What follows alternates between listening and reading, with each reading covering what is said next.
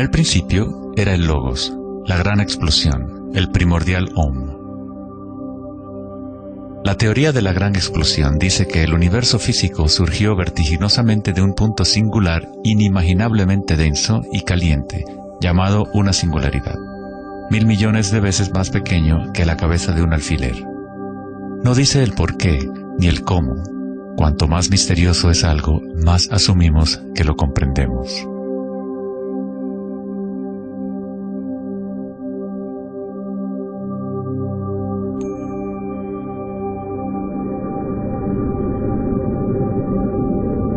Antes se pensaba que la gravedad haría que se desacelerara eventualmente la expansión del universo, o que lo contraería en una gran implosión.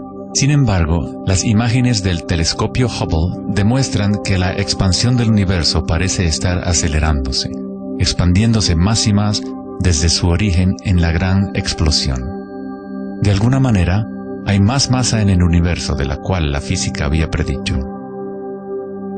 Para justificar la masa perdida, los físicos dicen ahora que el universo está compuesto de solamente 4% de materia atómica, o lo que nosotros consideramos materia normal. 23% del universo es materia oscura y 73% es energía oscura, lo cual antes pensábamos que era espacio vacío. Es como un sistema nervioso invisible que recorre el universo conectando todas las cosas.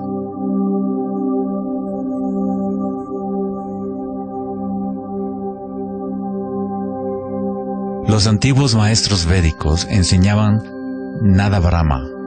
El universo es vibración. El campo vibratorio es la raíz de toda experiencia espiritual e investigación científica verdaderas. En el mismo campo de energía que santos, budas, yogis, místicos, chamanes, sacerdotes y videntes han observado al observar en su interior.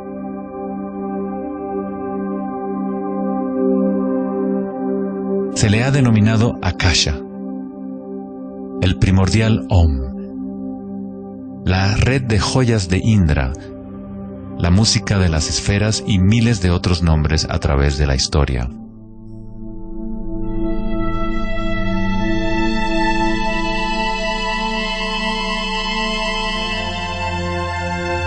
Es la raíz común de todas las religiones. Y el vínculo entre nuestros mundos interiores y exteriores.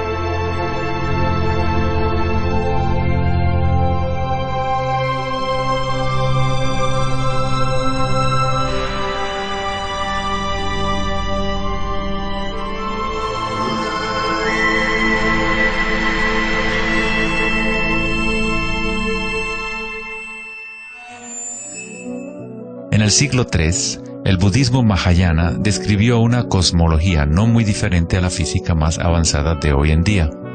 La red de joyas de Indra es una metáfora usada para describir una enseñanza védica mucho más antigua que ilustra la forma en que se teje la trama del universo.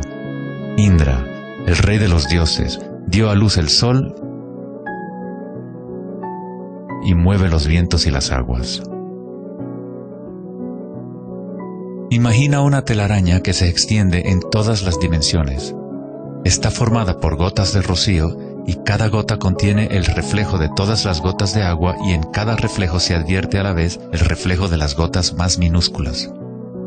Toda la telaraña continúa en esa misma representación, hasta el infinito.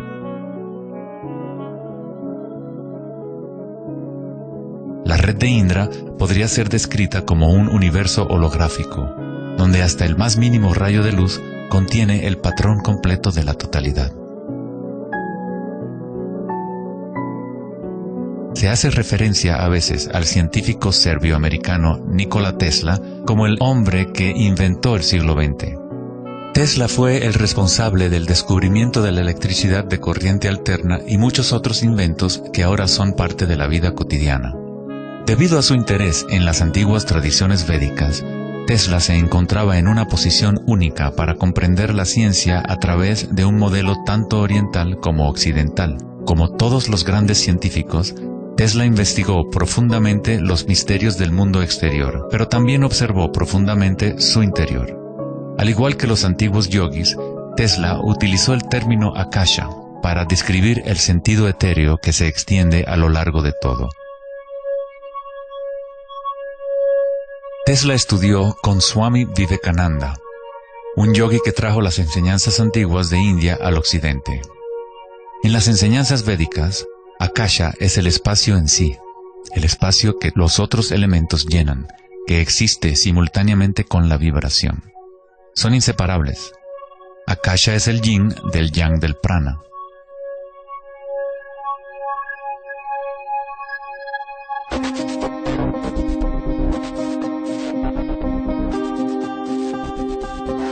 Un concepto moderno que nos puede ayudar a conceptualizar a Akasha, o la sustancia primaria, es la idea de los fractales. No fue sino hasta la década de los 80 que los avances en las computadoras nos permitieron visualizar y reproducir en realidad matemática los patrones de la naturaleza. El término fractal fue acuñado en 1980 por el matemático Benoit Mandelbrot, que estudió ciertas ecuaciones matemáticas simples de cuando se repiten, producen una serie interminable de cambios en las formas matemáticas o geométricas dentro de un marco limitado. Son limitadas, pero al mismo tiempo infinitas. Un fractal es una forma geométrica aproximada que se puede dividir en partes, cada una de las cuales es aproximadamente del tamaño de una copia reducida del patrón completo, una propiedad llamada autosemejanza. Los fractales de Mandelbrot han sido llamados las huellas digitales de Dios.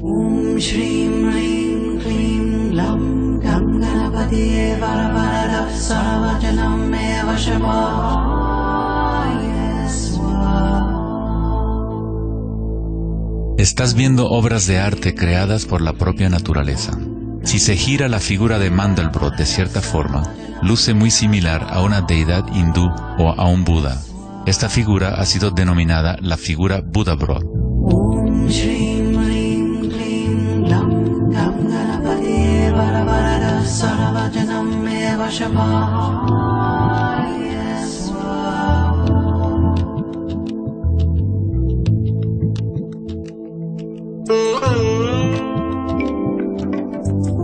Si nos fijamos en algunas formas de arte y arquitectura antigua, veremos que los humanos hemos asociado la belleza y lo sagrado con patrones fractales desde hace ya mucho tiempo.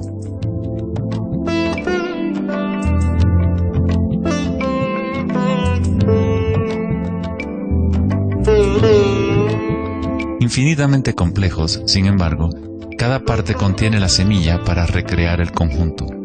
Los fractales han cambiado el punto de vista de los matemáticos respecto a la percepción y el funcionamiento del universo. Con cada nuevo nivel de aumento surgen diferencias del original.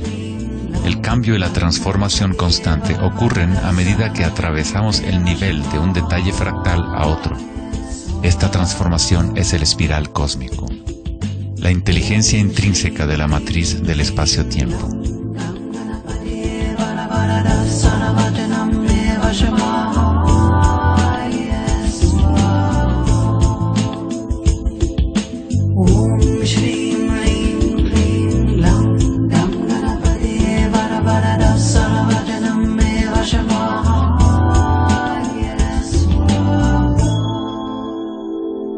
Los fractales son caóticos en su esencia, contienen ruido y orden. Cuando nuestras mentes reconocen o definen un patrón, nos enfocamos en él como si fuera una cosa. Tratamos de encontrar los patrones que consideramos bellos, pero a fin de sostenerlos en nuestras mentes, debemos apartar el resto del fractal.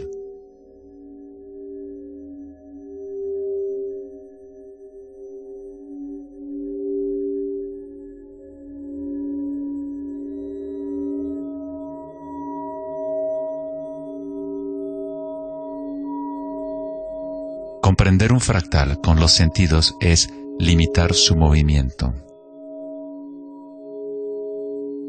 Toda la energía del universo es neutral, atemporal y carece de dimensiones. Nuestra propia creatividad y la capacidad de reconocimiento de patrones es la relación entre el microcosmos y el macrocosmos. el mundo eterno de las ondas y el sólido mundo de las cosas. La observación es un acto de creación a través de las limitaciones inherentes del pensamiento. Estamos creando la ilusión de solidez de las cosas al etiquetarlas y nombrarlas. El filósofo Kierkegaard dijo: si me nombras, me niegas. Al darme un nombre, una etiqueta, niegas las otras posibilidades que yo podría ser. Encasillas a la partícula en ser una cosa, al nombrarla, al concretarla, pero al mismo tiempo la estás creando, la defines para que exista. La creatividad es nuestra naturaleza más elevada. Con la creación de las cosas viene el tiempo, lo cual crea la ilusión de solidez.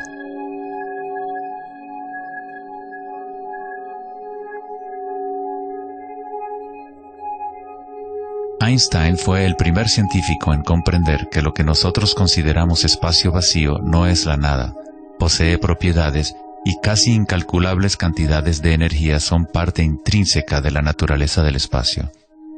El famoso físico Richard Feynman dijo en una ocasión: hay suficiente energía en un solo metro cúbico de espacio para hervir todos los océanos del mundo. Los meditadores avanzados saben que en el silencio se encuentra el mayor poder. Buda tenía otro término para la sustancia primaria. La llamaba kalapas. Las kalapas son como partículas u ondas minúsculas que están surgiendo y desapareciendo miles de millones de veces por segundo.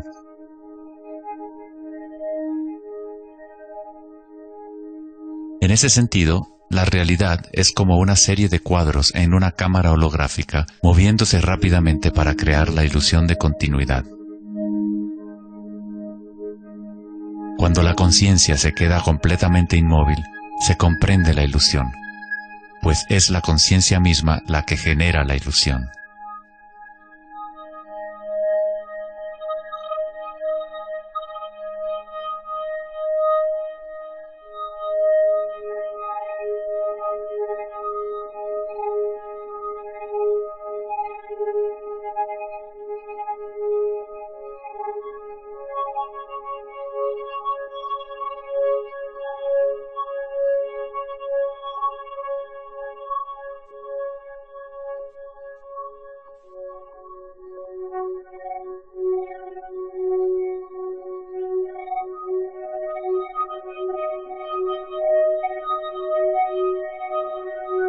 En las tradiciones antiguas orientales, se sabía desde hace miles de años que todo es vibración.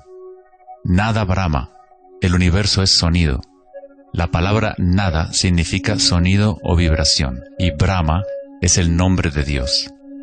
Brahma, al mismo tiempo, es el universo y es el creador. El artista y el arte son inseparables.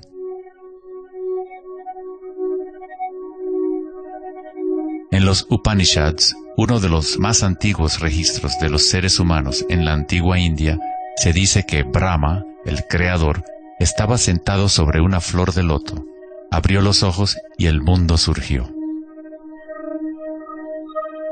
Brahma cierra sus ojos y un mundo entero cesa de existir.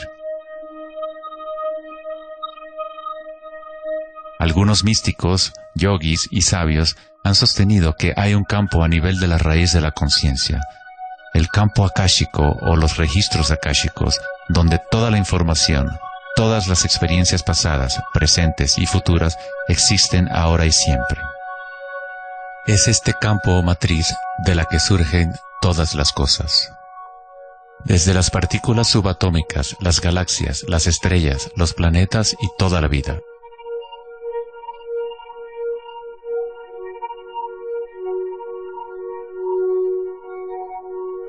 Nunca ves nada en su totalidad, ya que todo está formado de capas y capas de vibración y está constantemente cambiando. Intercambio de información con Akasha. Un árbol bebe del sol, del aire, de la lluvia y de la tierra.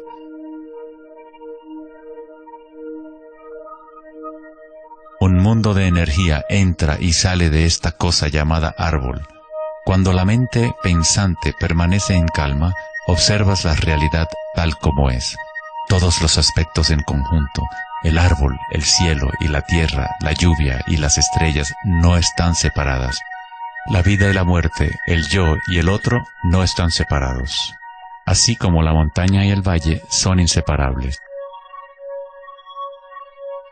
En las tradiciones indígenas de los Estados Unidos y en otras tradiciones indígenas, se dice que cada cosa tiene espíritu, lo cual es otra forma de decir, todo está conectado con la única fuente de vibración.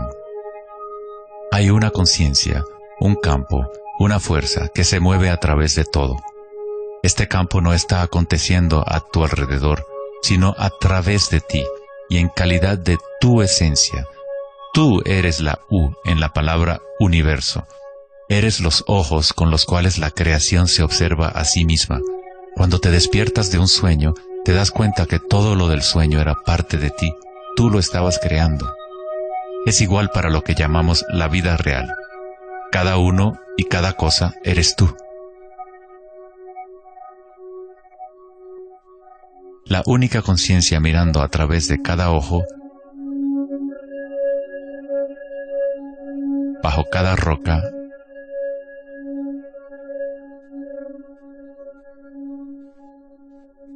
dentro de cada partícula.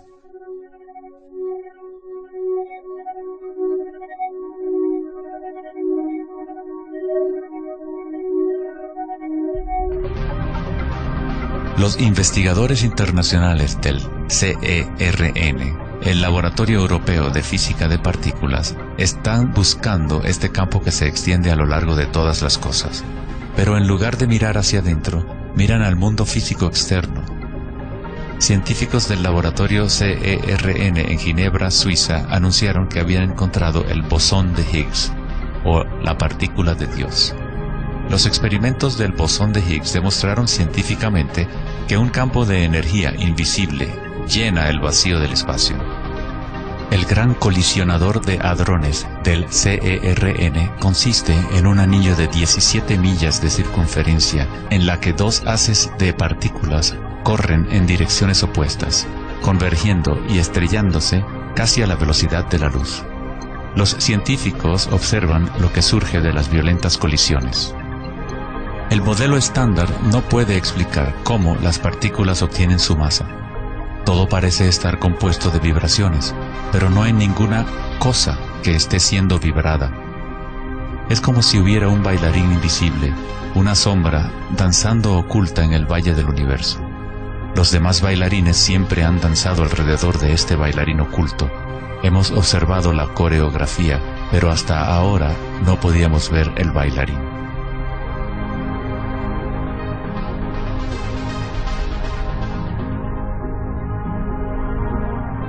La denominada partícula de Dios, las propiedades de la materia básica del universo, el núcleo de toda la materia que constituiría la masa y la energía inexplicable que acciona la expansión del universo.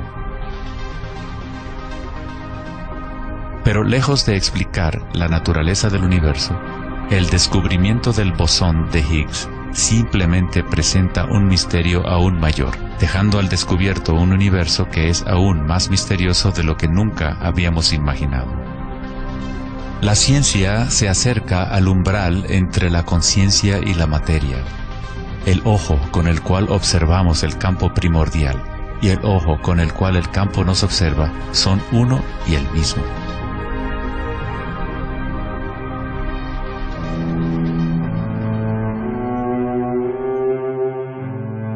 El célebre escritor alemán Wolfgang von Goethe dijo: "La onda es el fenómeno primordial que dio origen al mundo". La simática es el estudio del sonido visible. La palabra simática proviene de la raíz griega kuma, que significa onda o vibración.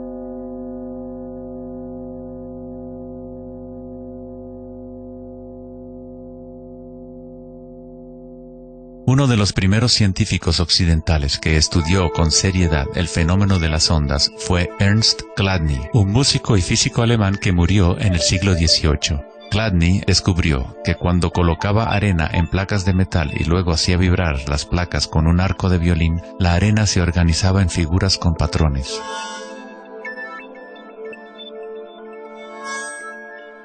Diferentes formas geométricas aparecían dependiendo de la vibración producida. Chladni registró un catálogo completo de estas formas que se conocen como las figuras de Chladni. Muchos de estos patrones se pueden encontrar en todo el mundo de la naturaleza. Es el caso de las marcas distintivas de la tortuga o los patrones de manchas del leopardo.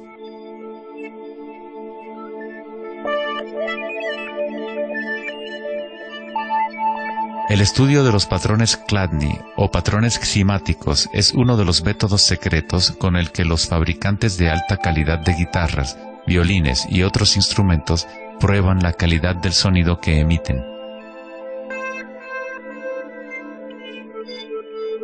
Hans Jenny expandió el trabajo de Chladni en los años 60 usando varios líquidos y amplificación electrónica para generar frecuencias de sonido, y así acuñó el término cimática. Si se envían ondas sinusoidales simples a través de un recipiente con agua, se pueden ver los patrones en el agua.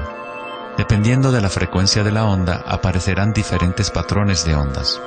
Cuanto más elevada sea la frecuencia, más complejo será el patrón. Estas formas son repetibles, no aleatorias. Cuanto más observas, más empiezas a ver cómo la vibración organiza la materia en formas complejas que comenzaron en simples ondas repetitivas. Esta vibración de agua tiene un patrón similar a un girasol.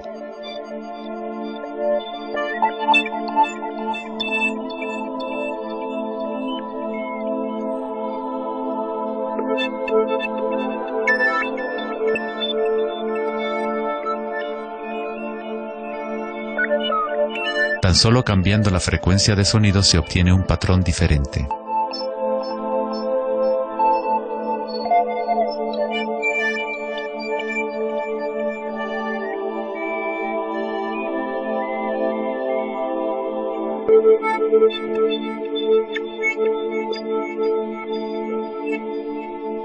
El agua es una sustancia muy misteriosa, es altamente impresionable. Es decir, puede recibir y retener la vibración. Debido a su capacidad y sensibilidad de resonancia elevada y a su disposición interna para resonar, el agua responde instantáneamente a todos los tipos de ondas acústicas. Agua y tierra vibrante constituyen la mayoría de la masa en las plantas y los animales. Es fácil observar cómo simples vibraciones en el agua pueden crear patrones reconocibles naturales, pero a medida que agregamos sólidos y aumentamos la amplitud, las cosas se ponen aún más interesantes. Al añadir almidón de maíz al agua, obtenemos fenómenos más complejos.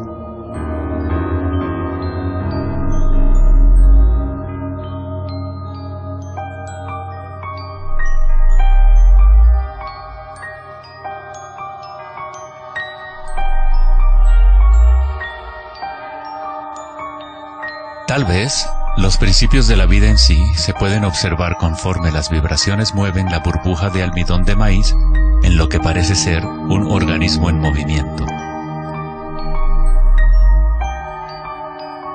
El principio que anima el universo se describe en todas las grandes religiones usando las palabras que reflejan los conocimientos de ese momento en la historia.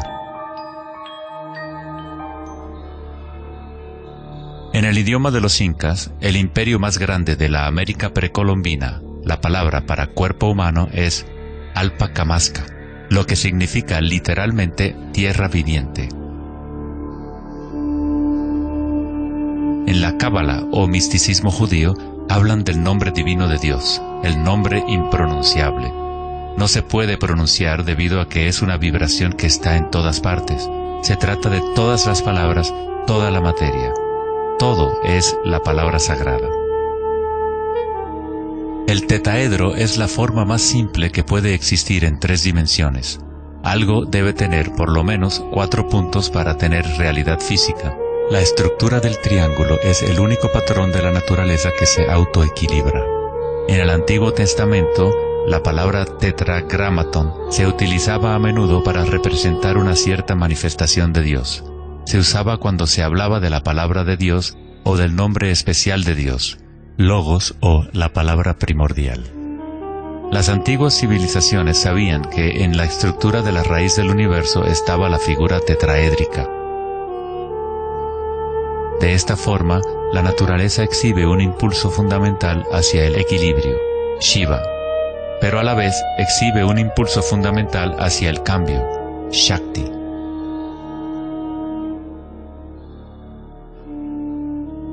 En la Biblia, el Evangelio de Juan dice comúnmente, en el principio era la palabra, pero en el texto original el término utilizado fue logos. El filósofo griego Heráclito, quien vivió alrededor de 500 años antes de Cristo, se refirió al logos como algo fundamentalmente incognoscible, el origen de toda repetición, patrón y forma. Los filósofos estoicos que siguieron las enseñanzas de Heráclito identifican el término con el principio inspirador divino que impregna el universo.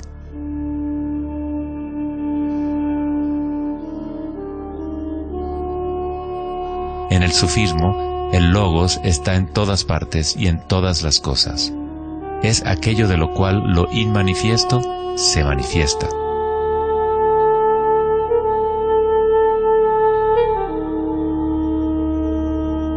En la tradición hindú, Shiva Nataraja significa literalmente Señor de la danza. El cosmos entero danza al tambor de Shiva. Todo está imbuido o impregnado con la pulsación. El mundo puede seguir evolucionando y cambiando solo mientras Shiva siga danzando. De otra forma, colapsa de regreso a la nada. Mientras que Shiva representa nuestra conciencia de espectadores, Shakti es la sustancia o la materia del mundo. Mientras que Shiva yace en meditación, Shakti trata de incitarlo a la danza. Como el yin y el yang, el bailarín y el baile existen como uno.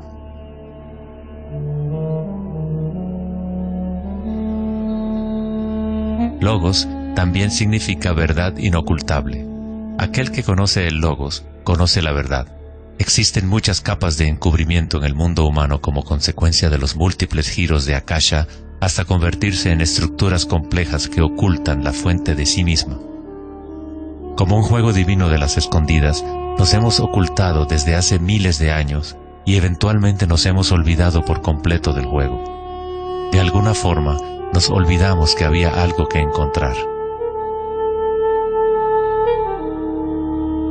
En el budismo se enseña a través de la meditación a percibir directamente el logos, el campo del cambio o impermanencia en nuestro interior. Cuando observas tu mundo interior, observas las sensaciones y energías más sutiles conforme la mente se concentra y se enfoca. A través de la comprensión directa de anicca o impermanencia a nivel de la raíz de la sensación, uno se libera del apego a las formas externas transitorias.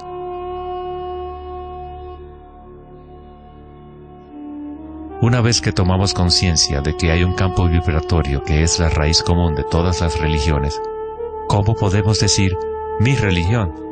O este es mi Om primordial, mi campo cuántico.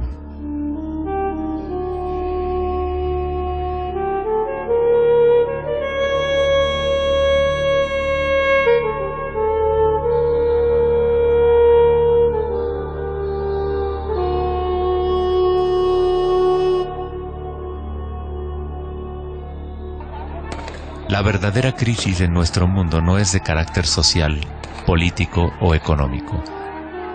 Nuestra crisis es una crisis de conciencia, la incapacidad de experimentar directamente nuestra verdadera naturaleza.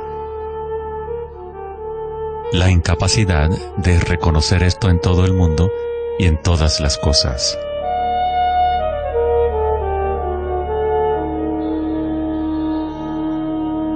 En la tradición budista, el bodhisattva es la persona con una naturaleza búdica despierta.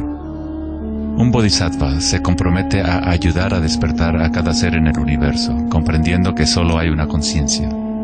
Para despertar el verdadero ser, uno debe despertar a todos los seres.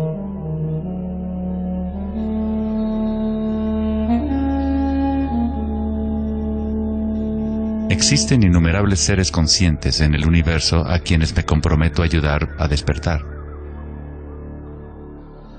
Mis imperfecciones son inagotables. Prometo vencerlas todas. El Dharma es inescrutable. Me comprometo a conocerlo. El camino a despertar es inalcanzable. Me comprometo a alcanzarlo.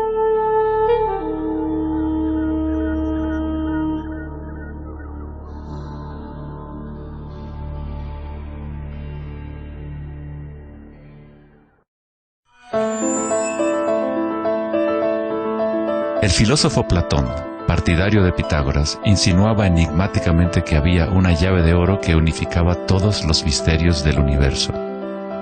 Esta es la llave de oro a la que regresaremos una y otra vez a lo largo de nuestra exploración. La llave de oro es la inteligencia del Logos, la fuente del Om primordial. Se podría decir que es la mente de Dios. Con nuestros limitados sentidos, estamos observando solo la manifestación externa de la mecánica oculta de la autosemejanza.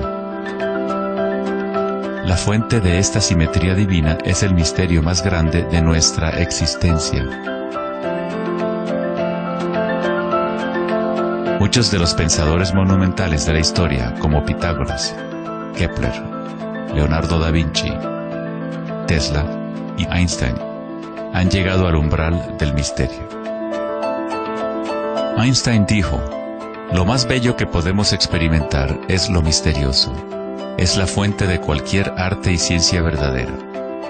Aquel que no conoce esta emoción, que no hace pausa para maravillarse y quedarse absorto en admiración, es como si estuviera muerto. Sus ojos están cerrados. Estamos en la posición de un niño pequeño entrando a una gran biblioteca llena de libros en muchos idiomas diferentes. El niño sabe que alguien debe haber escrito esos libros. No sabe cómo. No entiende los idiomas en que están escritos. El niño sospecha ligeramente que hay un orden misterioso en la disposición de los libros, pero no sabe cuál es. A mí me parece que esa es la actitud, inclusive del ser humano más inteligente, hacia Dios. Vemos un universo maravillosamente ordenado que obedece ciertas leyes. Nuestras mentes limitadas no pueden comprender la misteriosa fuerza que mueve las constelaciones.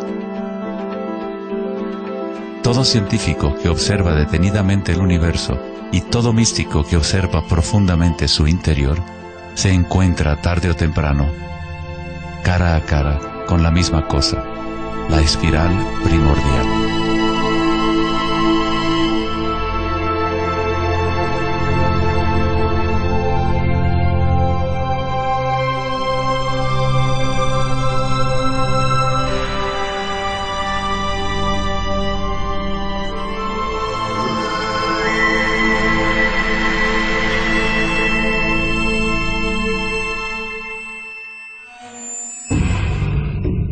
Mil años antes de la creación del antiguo observatorio de Stonehenge, la espiral era un símbolo predominante en la Tierra. Las espirales antiguas se pueden encontrar por todas partes del mundo. Miles de espirales antiguas como estas se pueden encontrar en toda Europa, Nuevo México y Utah en Estados Unidos, Australia, China y Rusia, en virtualmente todas las culturas indígenas de la Tierra. Las espirales antiguas simbolizan el crecimiento, la expansión y la energía cósmica encarnada en el Sol y en el cielo. La forma espiral refleja el macrocosmos del universo mismo revelándose. En las tradiciones indígenas, la espiral es la fuente energética, la madre primordial. Las espirales neolíticas de Newgrange, Irlanda, se remontan a 5000 años.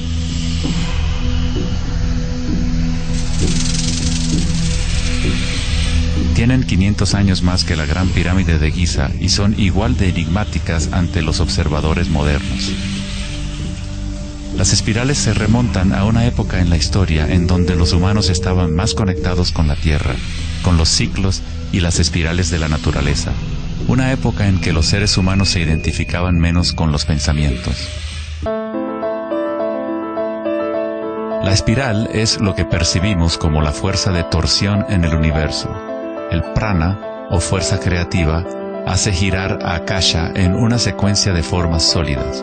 Se encuentra en todos los niveles entre el macrocosmos y el microcosmos, desde las galaxias espirales hasta los sistemas meteorológicos,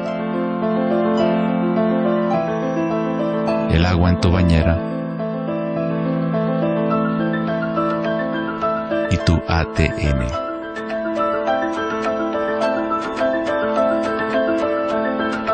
En la experiencia directa de tu propia energía, la espiral primordial no es una idea, sino más bien lo que hace posible toda condición e idea.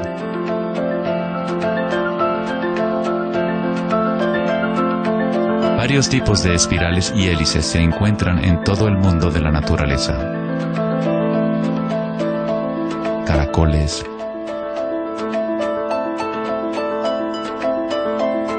corales marinos,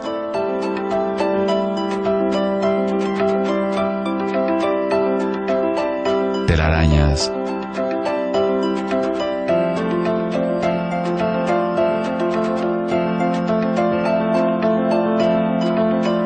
fósiles.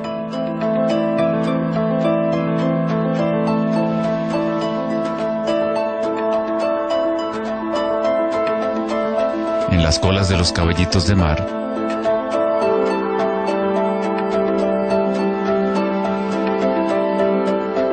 y en las conchas. Muchas espirales en la naturaleza se pueden observar como espirales logarítmicas o espirales en crecimiento. A medida que avanzas desde el centro de la espiral, las secciones son exponencialmente más grandes. Al igual que la red de joyas de Indra, las espirales logarítmicas son autosemejantes u holográficas, de manera que las características de cada parte reflejan el conjunto. Hace 2400 años, en la antigua Grecia, Platón consideraba la proporción geométrica continua como el vínculo cósmico más profundo. La sección áurea, o número áureo, o proporción divina, era el secreto más grande de la naturaleza. La sección áurea puede expresarse como la relación de A más B a es igual a la relación de A B. Para Platón, el alma del mundo se vincula en una sola resonancia armónica. El mismo patrón pentagonal que existe en una estrella de mar o en una rebanada de quimbombo se puede observar en la trayectoria del planeta Venus trazada en el cielo nocturno durante un periodo de 8 años.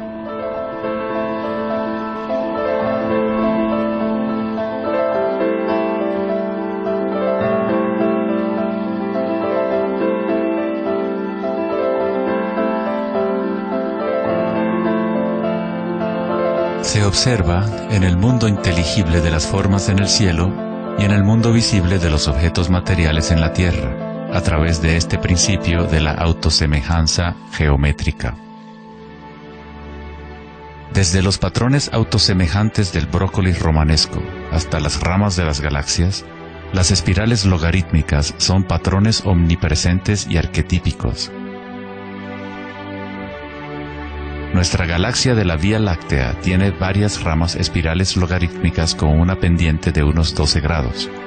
Cuanto mayor la pendiente de la espiral, más compactos son los giros. Al observar una planta que crece a intervalos de tiempo en un video, uno es testigo de su danza con la espiral de la vida.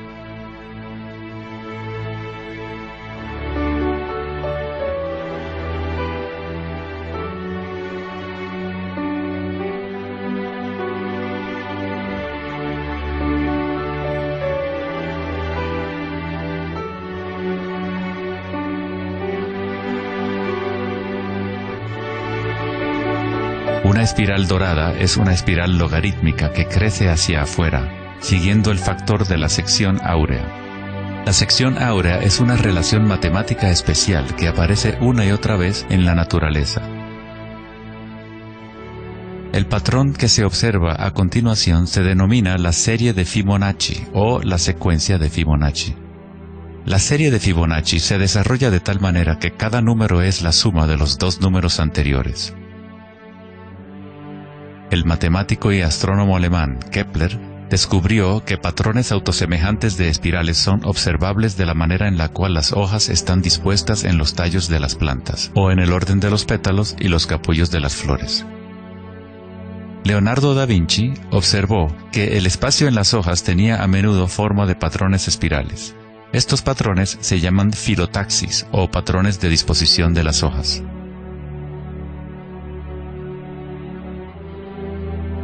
La disposición filotaxis se puede observar en los nucleótidos independientes del ADN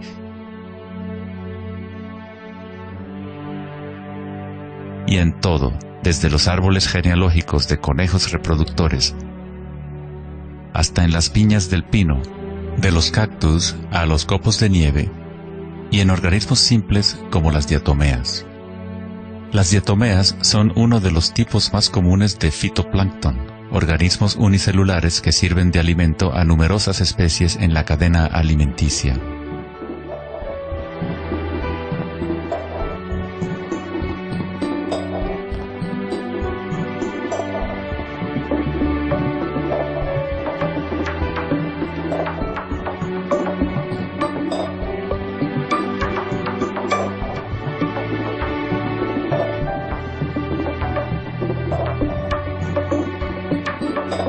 ¿Cuánta matemática debes saber para ser un girasol o una abeja?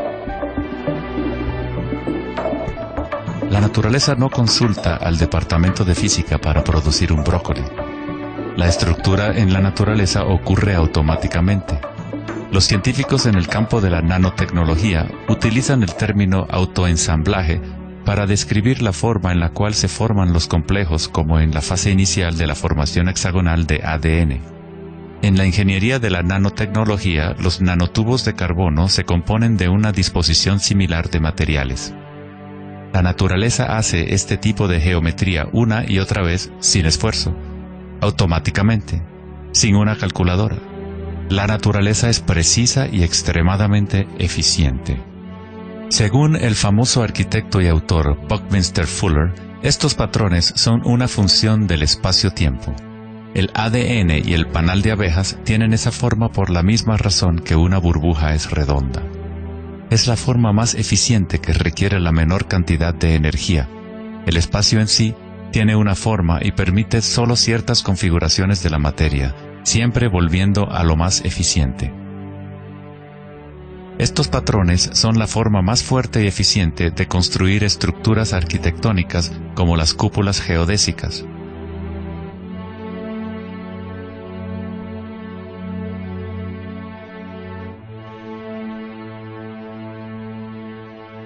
Los patrones de espirales logarítmicas permiten la exposición máxima de las plantas a los insectos para la polinización.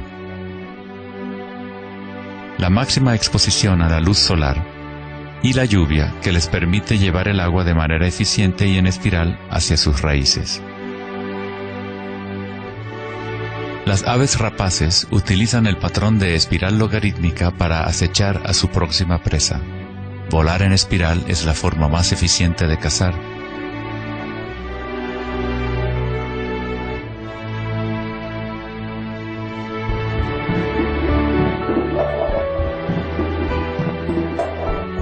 Nuestra capacidad de observar el akasha danzando la espiral de la vida hacia una forma material se relaciona con la habilidad de percibir la belleza y la simetría en la naturaleza.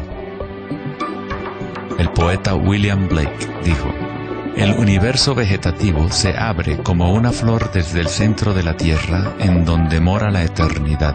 Se expande desde las estrellas hasta el caparazón mundano y ahí se encuentra con la eternidad de nuevo, tanto desde dentro como desde fuera".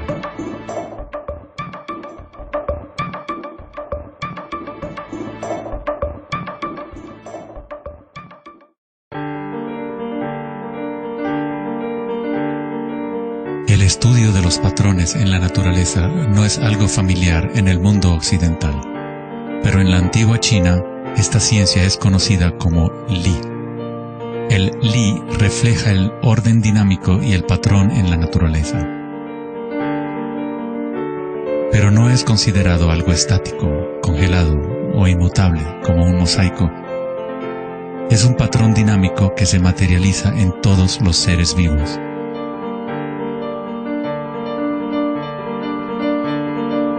Las arterias de las hojas, las marcas de las tortugas y los patrones de vetas en las rocas son todas expresiones del lenguaje secreto de la naturaleza y del arte. El laberinto es uno de los muchos patrones de Li. Se encuentran en las estructuras de los corales, en hongos como el morel,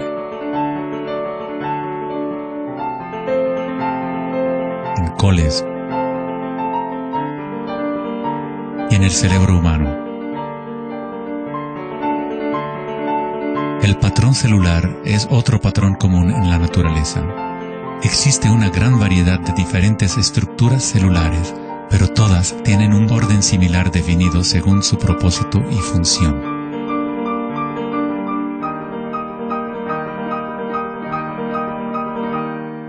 Es fácil quedarse fascinado ante el juego constante de formas, pero lo más interesante es que ciertas formas arquetípicas parecen estar entretejidas en la trama de la naturaleza.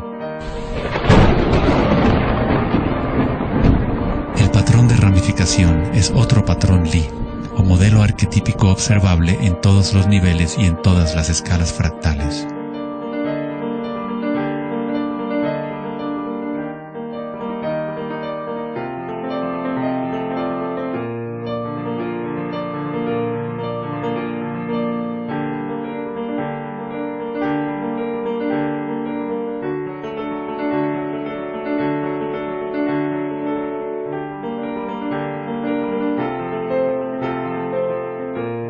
Tomemos, por ejemplo, esta imagen increíble de una simulación de computadora conocida como la simulación del milenio, que muestra la distribución de la materia oscura en el universo local.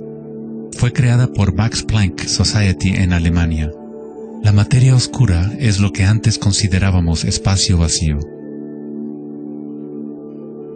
Es como un sistema nervioso invisible que recorre todo el universo.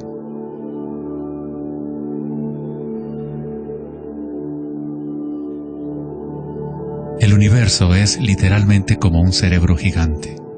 Está constantemente utilizando un tipo de energía oscura u oculta que solo hasta ahora la ciencia empieza a entender. A través de esta red inmensa, la insondable energía se mueve proporcionando el impulso para la expansión y el crecimiento del universo.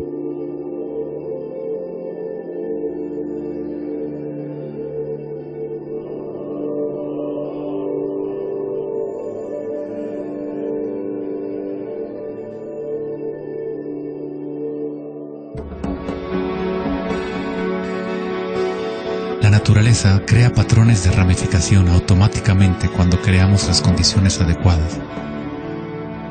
La naturaleza es una máquina generadora de arte o un motor creador de belleza. Aquí, la electricidad se utiliza para hacer crecer las ramas de cristal plata. El metraje es en intervalos de tiempo a medida que crecen durante varias horas.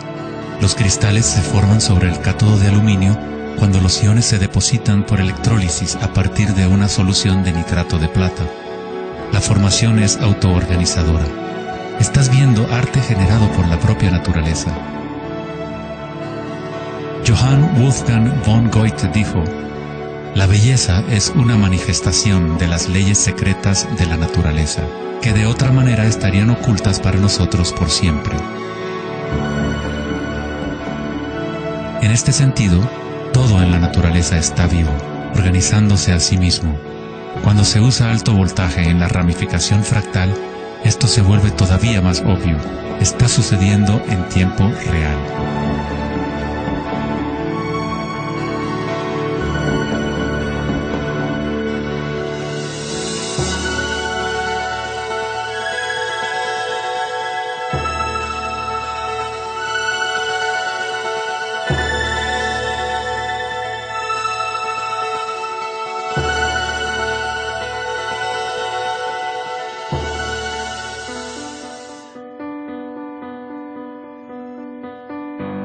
el cuerpo humano se encuentran patrones y estructuras ramificadas por todas partes.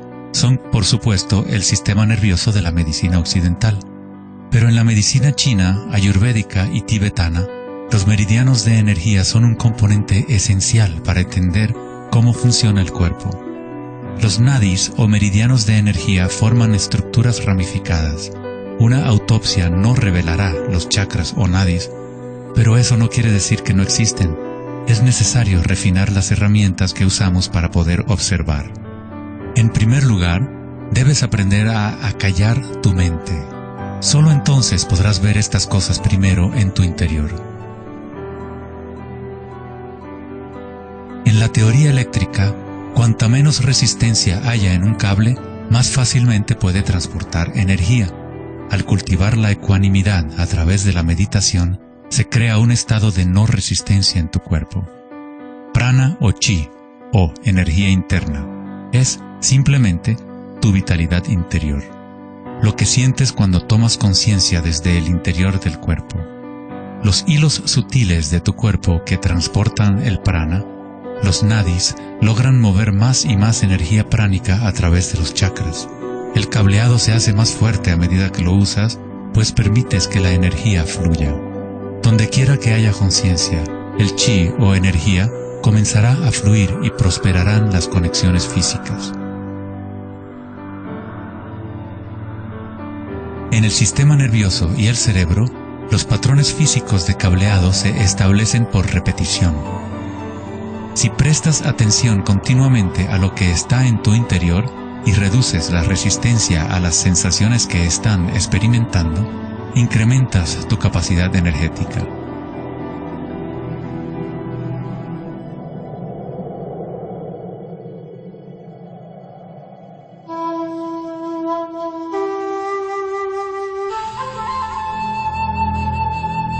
En el taoísmo, el símbolo del yin y el yang representa la interpenetración de las fuerzas en espiral de la naturaleza. El yin y el yang no son dos y no es uno. El antiguo concepto del ara está representado por un yin y yang o remolino en espiral. Es el centro de energía localizado en el abdomen, debajo del ombligo. Ara significa literalmente mar u océano de energía. En China, el ara es llamado el Dantien inferior. En muchas formas de artes marciales asiáticas, se dice que el guerrero con ara fuerte es imparable. En la tradición samurái, una forma de suicidio ritual o seppuku era el harakiri. Esto significa traspasar tu propio ara, desconectando el chi o canal de energía. Moverse desde este centro crea el movimiento enraizado y lleno de gracia que se ve no solo en las artes marciales,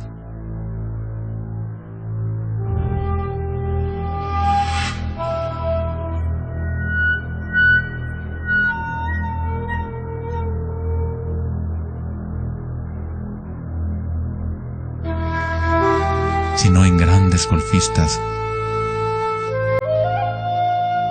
bailarinas de danza del vientre,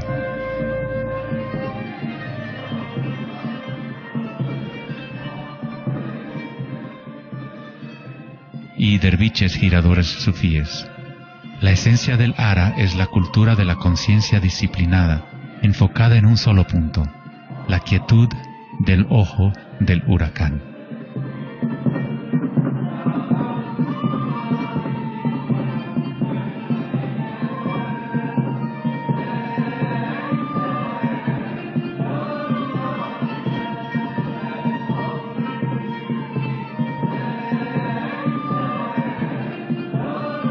Es el instinto de nuestras entrañas con relación a nuestra propia fuente de energía.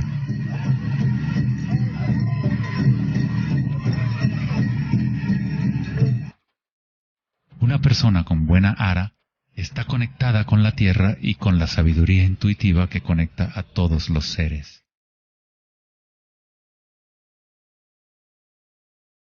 Pensar con tu vientre, el ara de Kengasai, es conectarte con tu sabiduría interior.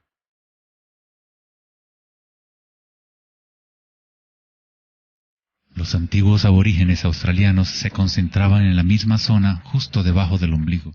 donde el cordón de la gran serpiente arcoíris yacía enroscada.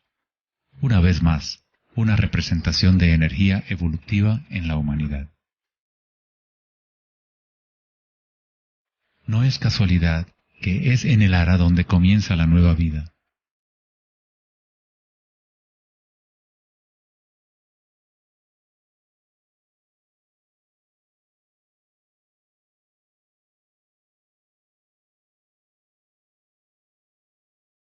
El sistema nervioso entérico, a veces llamado cerebro intestinal, es capaz de mantener una matriz compleja de conexiones similares a las del cerebro en la cabeza, con sus propias neuronas y neurotransmisores. Puede actuar de forma autónoma, es decir, con su propia inteligencia. Se podría decir que el cerebro intestinal es una versión fractal del cerebro de la cabeza, o tal vez el cerebro de la cabeza es una versión fractal del cerebro intestinal. Un oso sano tiene un ara fuerte. Cuando un oso sabe dónde hurgar para encontrar hierbas, sigue el movimiento del chi a través de sus sentidos, centrando en el ara o vientre. Esta es la conexión del oso con la cabaña de los sueños, el lugar en las tradiciones indígenas de donde proviene todo el conocimiento y regresa hacia la espiral de la vida. Pero, ¿cómo conocían los antiguos pueblos la espiral, si la ciencia moderna está apenas empezando ahora a reconocer su importancia? Pregúntale a las abejas. Ellas no se han olvidado de amar. Las abejas tienen una conexión especial con la fuente como parte de un sistema simbiótico que ayuda a la belleza y a la diversidad a florecer. Son un puente entre el macrocosmos y el microcosmos. Hay un corazón que nos conecta a todos, como una mente colectiva, por llamarla así.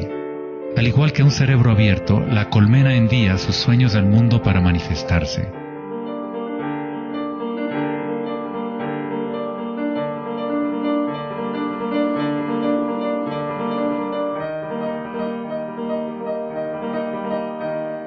En la naturaleza, muchas criaturas saben cómo actuar en el unísono para moverse con un solo espíritu, en una sola dirección.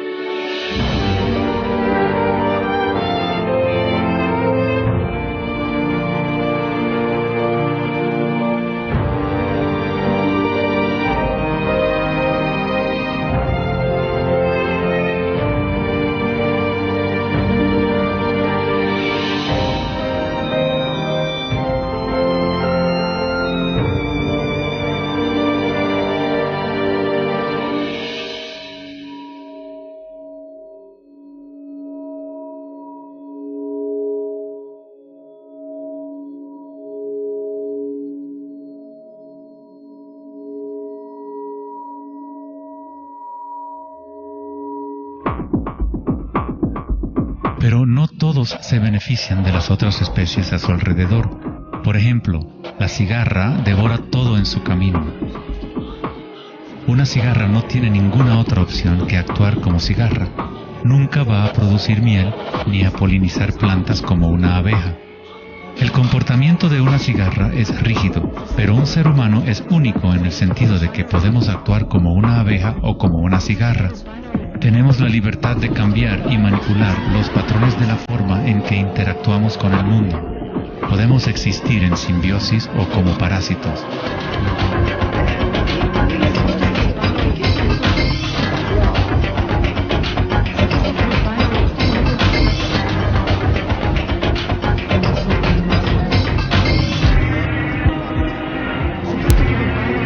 Hoy en día, los seres humanos tratan de entender la espiral con la mente racional, pero nunca ha sido el pensamiento el que nos conecta con la espiral de la vida. Siempre hemos estado conectados.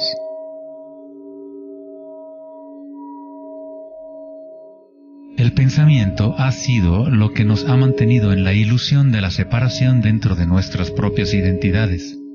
El pensamiento es la creación de la separación, la experiencia de limitación. Cuanto más nos alineamos con el pensamiento, más nos alejamos de la fuente. Las culturas antiguas menos orientadas al pensamiento se alineaban con la espiral de una manera más directa y personal de lo que nosotros hacemos hoy en día. En la antigua India, el Kundalini es una representación de la propia energía interior que se mueve a lo largo de la columna vertebral en un patrón en forma de serpiente o hélice. En las antiguas tradiciones yogis de la India, los mundos interiores de las personas de la época se comparaban con las culturas que se centraban en el Ara. Equilibrar el poder de la espiral con la quietud propia de la observación de tu conciencia es alinearte con tu pleno potencial evolutivo, para florecer como el ser original y multifacético que fuiste concebido. Ida, el femenino o canal lunar, está conectado al cerebro derecho y Pingala, el canal masculino o solar, está conectado al cerebro izquierdo. Cuando estos dos canales están en equilibrio, la energía fluye hasta un tercer canal, Sushumna, en el centro de la columna vertebral, energizando los chakras y desbloqueando nuestro pleno potencial evolutivo. La palabra chakra es una antigua palabra sánscrita que significa rueda de energía. El Kundalini es nada menos que la espiral primordial que, como una danza, hace emerger tu vida humana a la existencia. Es un orden diferente de energía al que normalmente conocemos, como un puente de materia bruta para las energías más sutiles. Tú eres ese puente. El Kundalini no es una energía que pueda ser forzada a través de la voluntad, el esfuerzo ni la fricción. Es similar a cultivar una flor. Todo lo que podemos hacer como buenos jardineros es preparar la tierra y las condiciones adecuadas y luego dejar que la naturaleza siga su curso. Si obligas a una flor a florecer prematuramente, la destruyes. La flor crece con su propia inteligencia, con su propia guía de organización. La mentalidad egoica que se obsesiona con el mundo exterior es lo que te impide experimentar tu verdadera naturaleza vibratoria. Cuando la conciencia se vuelca hacia el interior, se asemeja a los rayos del sol y comienza a florecer el loto interior. Conforme el Kundalini despierta en nuestro interior, comenzamos a notar el distintivo de la espiral en todas las cosas. En todos los patrones internos y externos, esta espiral es el vínculo entre nuestros mundos interiores y exteriores.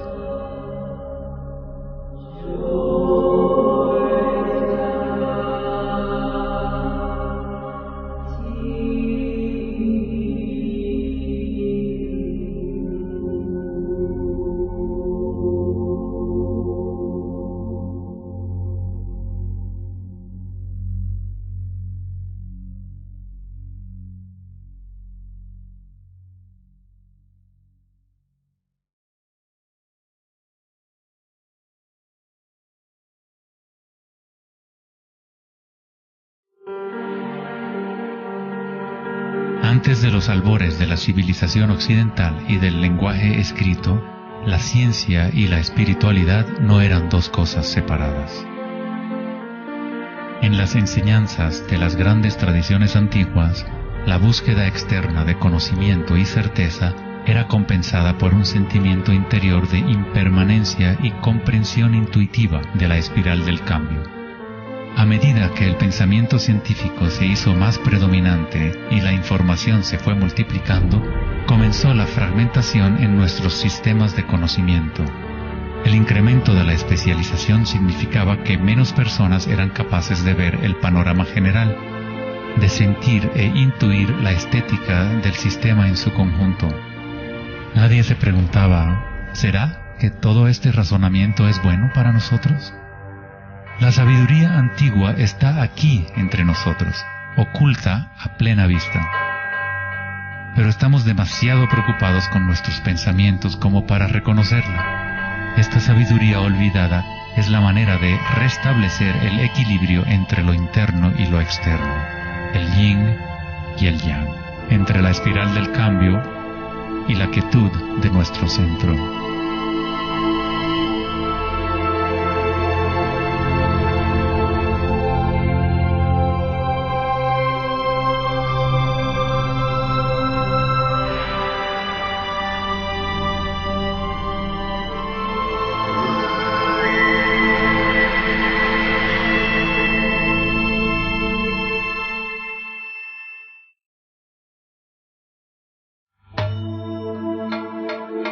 la leyenda griega, Asclepio era hijo de Apolo y dios de la medicina. Su sabiduría y habilidades para la curación eran insuperables, y se decía que había descubierto el secreto mismo de la vida y la muerte. En la antigua Grecia, los templos de curación asclepianos reconocían el poder de la espiral primordial. Esto está simbolizado por la vara de Asclepios. Se dice que Hipócrates, el padre de la medicina, cuyo juramento todavía constituye el código moral de la profesión médica, se entrenó en un templo asclepiano. Hasta el día de hoy, este símbolo de nuestra energía evolutiva se mantiene como el logotipo de la Asociación Médica Americana y otras organizaciones médicas en todo el mundo. En la iconografía egipcia, la serpiente y el pájaro representan la dualidad o polaridad de la naturaleza humana.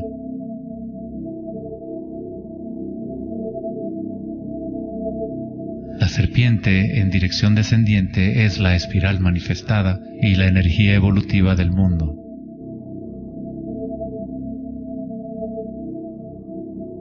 El pájaro es la dirección ascendiente, la corriente dirigida hacia el sol o la concientización unívoca del despertar, el vacío de Akasha.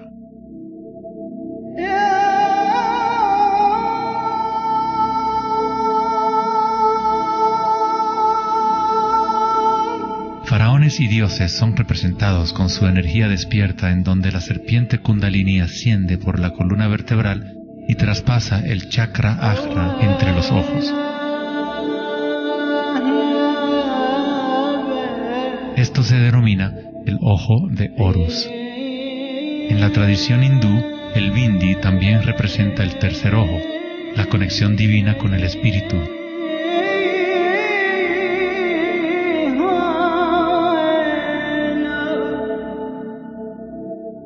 La máscara de Tutankamón es un ejemplo clásico que muestra temas de serpientes y aves.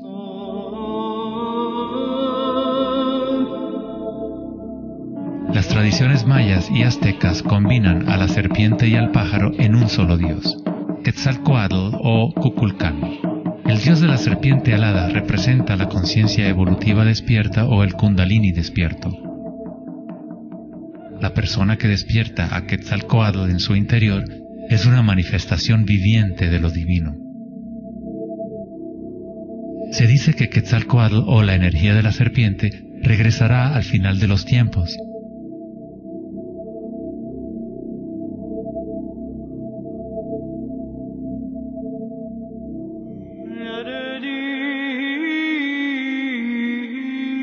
Los símbolos de la serpiente y las aves se pueden también encontrar en el cristianismo. Su significado real podría estar codificado de una manera más profunda, pero el significado es el mismo que en otras tradiciones antiguas.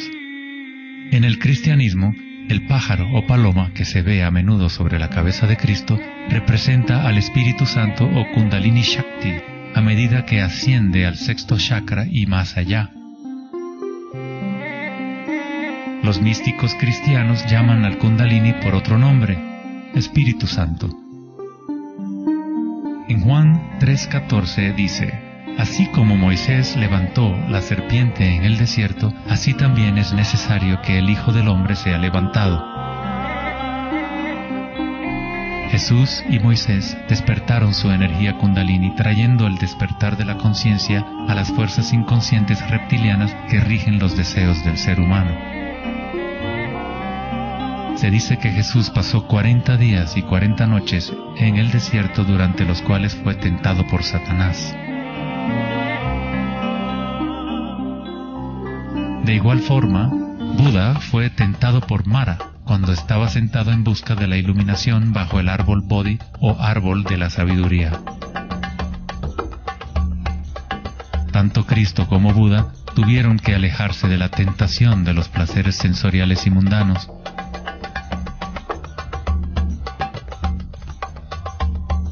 En ambas historias, el demonio es la personificación de los propios apegos.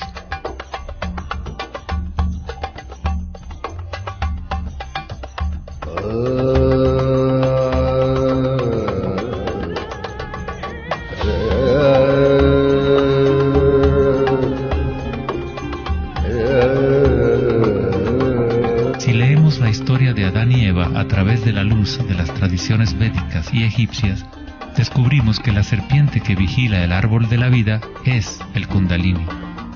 La manzana representa el encanto y la tentación del mundo sensorial externo. Distrayéndonos del conocimiento del mundo interior, del árbol del conocimiento interior,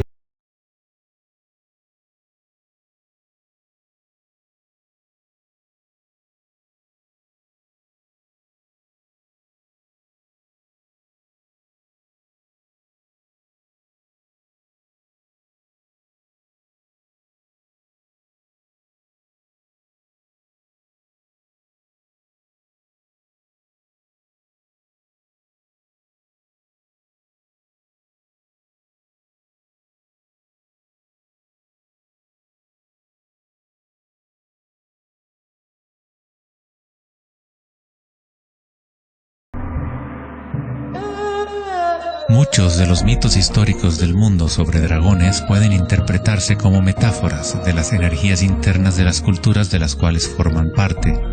En China, el dragón sigue siendo un símbolo sagrado que representa la felicidad. Al igual que los faraones egipcios, los antiguos emperadores chinos que habían despertado sus energías evolutivas fueron representados por la serpiente alada o dragón. El tótem real del emperador de Jade o el emperador celestial muestra un balance similar a los canales de Ida y Pingala. El yin y el yang del taoísmo es el despertar del centro pineal, o como lo denomina el taoísmo, el Dantien superior.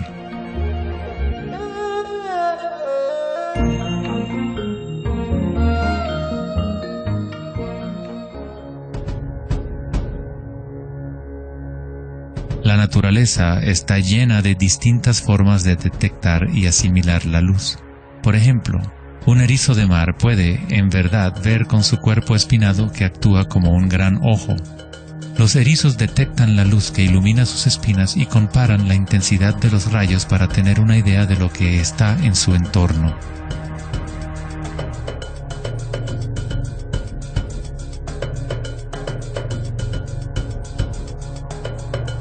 Las iguanas verdes y otros reptiles tienen un ojo parietal o glándula pineal en la parte superior de la cabeza que utilizan para detectar depredadores desde arriba.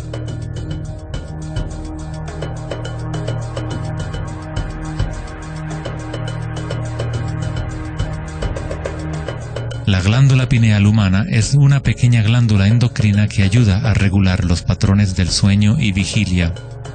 A pesar de que está oculta profundamente en la cabeza, la glándula pineal es sensible a la luz. El filósofo Descartes reconoció que el área de la glándula pineal o tercer ojo era la interfase entre la conciencia y la materia. Casi todo es simétrico en el cuerpo humano. 2 ojos, 2 oídos, 2 fosas nasales, incluso el cerebro tiene 2 hemisferios. Pero hay un área en el cerebro que no se duplica. Es el área de la glándula pineal y el centro energético que lo rodea. En un nivel físico, ahí se forman naturalmente moléculas únicas como el DMT. El DMT también se forma naturalmente en el momento del nacimiento y en el momento de la muerte, actuando literalmente como un puente único entre el mundo de los vivos y de los muertos. El DMT se produce de forma natural en los estados de meditación profunda o samadhi o a través de medios enteógenos. Por ejemplo, la ayahuasca es usada en tradiciones chamánicas de América del Sur para eliminar el velo entre los mundos internos y externos. La palabra pineal en sí tiene la misma raíz que la piña del pino, pues la glándula pineal representa un patrón espiral de filotaxis similar. Este modelo, que también conocido como flor del patrón de vida, es común en obras de arte antiguas que representan seres iluminados o despiertos. Cuando la imagen de la piña del pino se observa en formas de artes sacras, representa el despertar del tercer ojo, la conciencia unívoca que dirige el flujo de energía evolutiva. La piña del pino representa el florecimiento de los chakras superiores que se activan mientras Sushumna se eleva hasta el chakra Ajna y más allá. En la mitología griega, los seguidores de Dionisio llevaban una panícula o báculo gigante, envuelto en hojas enredadera en espiral y una piña de pino en el extremo superior. Una vez más, representa la energía de Dionisio o Kundalini Shakti, mientras asciende por la columna vertebral al cuerpo pineal del sexto chakra. En el corazón del Vaticano, tal vez esperarías ver una gigantesca escultura de Jesús o María, y en su lugar hay una estructura de piña de pino gigante, lo que indica que en la historia cristiana pudo haber habido conocimiento de los chakras y el Kundalini, pero por alguna razón se mantuvo oculto de las masas. La explicación oficial de la Iglesia es que la piña del pino es un símbolo de regeneración y representa la nueva vida en Cristo.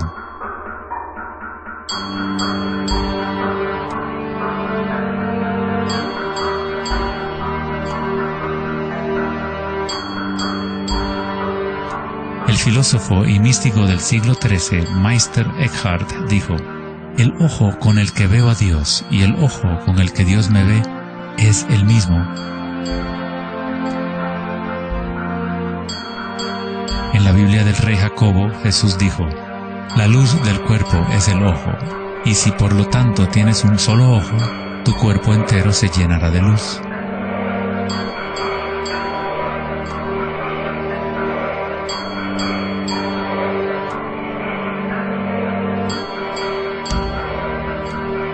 Buda dijo: "El cuerpo es el ojo". En estado de Samadhi, uno es a la vez el observador y el observado.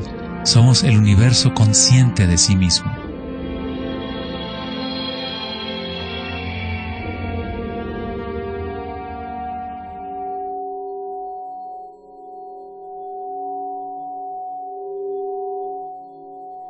Cuando el Kundalini se activa, estimula el sexto chakra y el centro pineal, y esta zona empieza a recuperar algunas de sus funciones evolutivas. La meditación en la oscuridad ha sido utilizada durante miles de años como una forma de activar el sexto chakra en el área de la glándula pineal. La activación de este centro nos permite ver la luz interior. Ya sea el yogi proverbial o el chamán en retiro profundo en una cueva, un taoísta, un iniciado maya o un monje tibetano, todas las tradiciones incorporan un periodo de tiempo durante el cual uno entra en la oscuridad. La glándula pineal es la puerta a la experiencia directa de la propia energía sutil. El filósofo Nietzsche dijo: "Si miras fijamente al abismo durante el tiempo suficiente, eventualmente descubrirás que el abismo te mira fijamente de regreso". Los dólmenes o las antiguas tumbas en formas de pórtico se encuentran entre las estructuras más antiguas que quedan en la Tierra. La mayoría datan del periodo neolítico de 3000 a 4000 años antes de Cristo, y algunos en Europa occidental tienen 7000 años de antigüedad.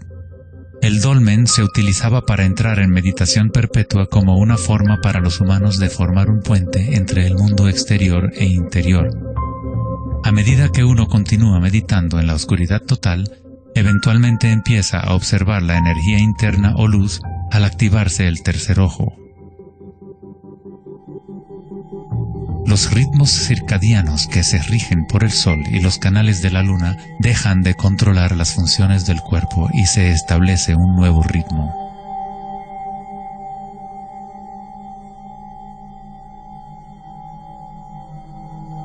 El séptimo chakra ha sido representado por el símbolo Om desde hace miles de años, un símbolo construido por signos sánscritos que representan los elementos. Cuando el Kundalini se eleva más allá del sexto chakra, se empieza a crear un halo de energía. Los halos aparecen constantemente en las pinturas religiosas de diferentes tradiciones en todas partes del mundo.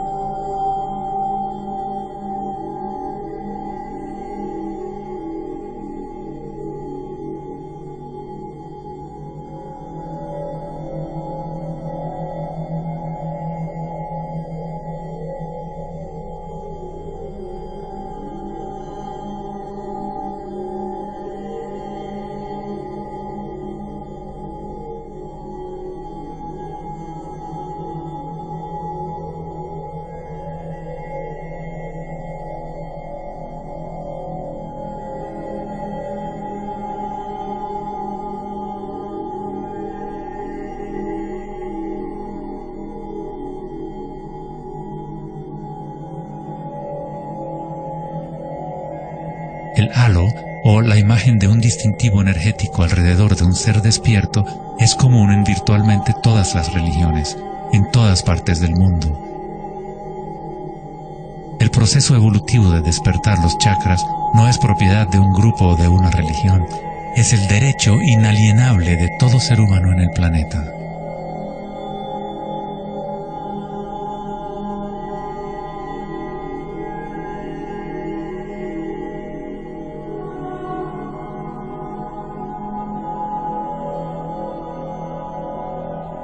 El chakra de la corona es la conexión con lo divino, aquello que está más allá de la dualidad, más allá del nombre y la forma. Akenatón fue un faraón cuya esposa era Nefertiti. Era llamado el Hijo del Sol.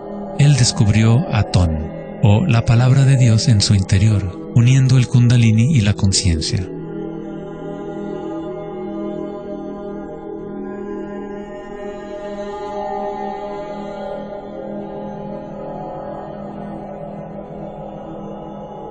En la iconografía egipcia, una vez más, la conciencia despierta está representada por el disco solar que vemos sobre las cabezas de dioses o seres despiertos.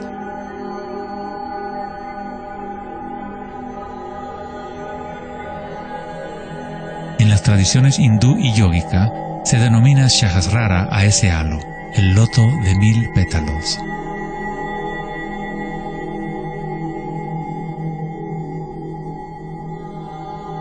El Buda está asociado con el símbolo de la flor de loto. El patrón de filotaxis es el mismo modelo que se puede encontrar en una flor de loto. Es la flor del patrón de la vida, la semilla de la vida. Es el patrón fundamental en el cual todas las formas encajan. Es la forma absoluta del espacio mismo o una cualidad inherente a Akasha.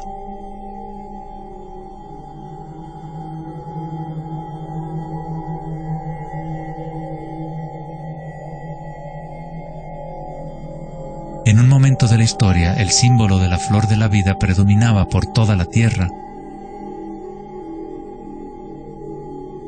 La flor de la vida se encuentra custodiada por leones en lugares más sagrados de China y otras partes de Asia.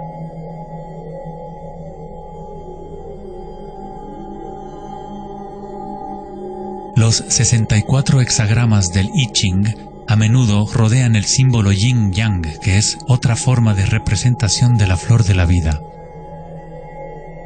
En el interior de la flor de la vida está la base geométrica de todos los sólidos platónicos, de esencialmente cualquier forma que pueda existir.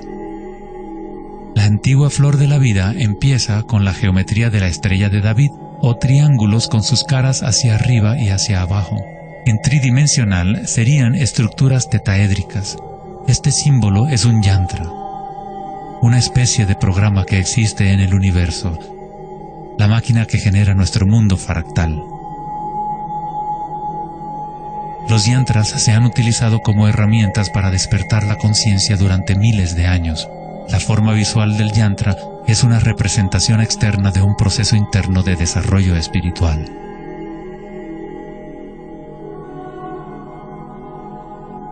Es la música oculta del universo hecha visible, compuesto por la intersección de formas geométricas y patrones de interferencia.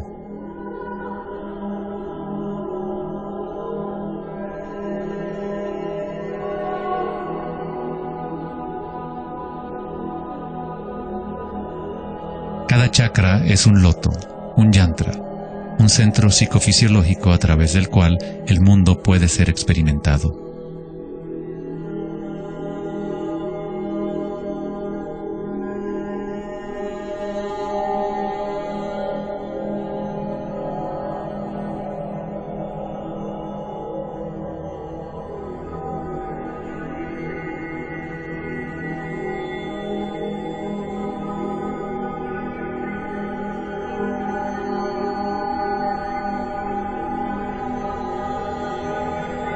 Un yantra tradicional, tal como se puede encontrar en la tradición tibetana, posee valiosas capas de significado, a veces incorporando una cosmología y visión del mundo por completo.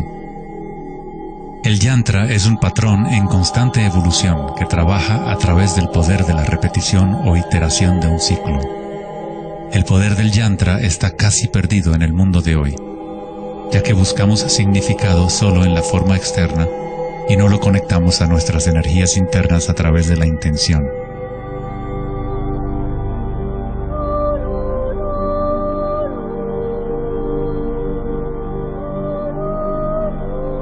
Hay una buena razón por la cual sacerdotes, monjes y yogis han sido tradicionalmente célibes. Hoy en día, apenas una fracción conoce la razón de su celibato, pues el verdadero propósito se ha perdido. En pocas palabras, si tu energía se va a consumir en producir más espermatozoides u óvulos, según sea el caso, no queda suficiente para impulsar la ascensión del Kundalini que activa los chakras superiores. El Kundalini es energía vital, la cual es también energía sexual. Cuando la conciencia se enfoca menos en deseos animales y se coloca en los objetos que reflejan los chakras superiores, esta energía fluye de regreso a la médula espinal ascendiendo hacia esos chakras. Muchas de las prácticas tántricas enseñan a dominar la energía sexual con el fin de poder utilizarla para una mayor evolución espiritual.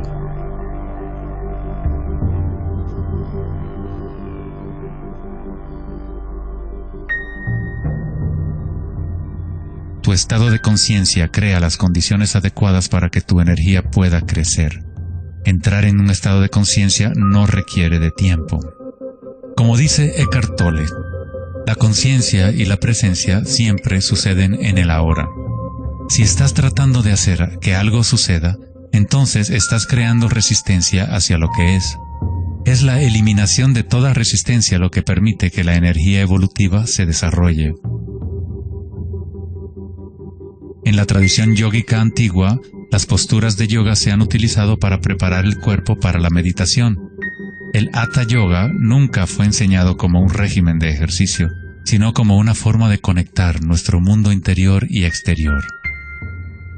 La palabra sánscrita Hatha proviene de las raíces Sol A y Luna Ta. En el Yoga Sutra original de Patanjali, el propósito de las 8 ramas del yoga es igual al noble sendero de 8 facetas del Buda, para la liberación del sufrimiento. Cuando las polaridades del mundo dual están en equilibrio, surge un tercer elemento. Nos encontramos con la misteriosa llave dorada que abre las fuerzas evolutivas de la naturaleza. Esta síntesis de los canales del Sol y la Luna es nuestra energía evolutiva.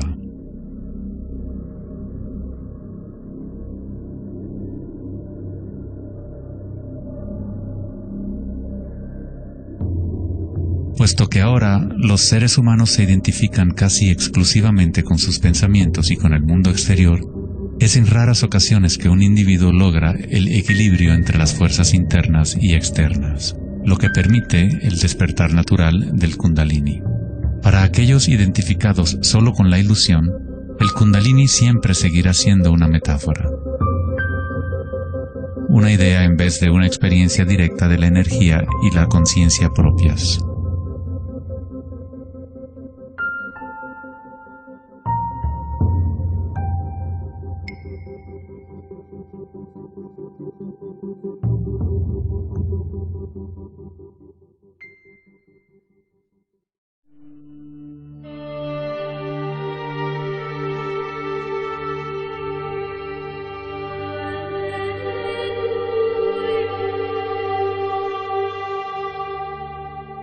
La vida, la libertad y la búsqueda de la felicidad.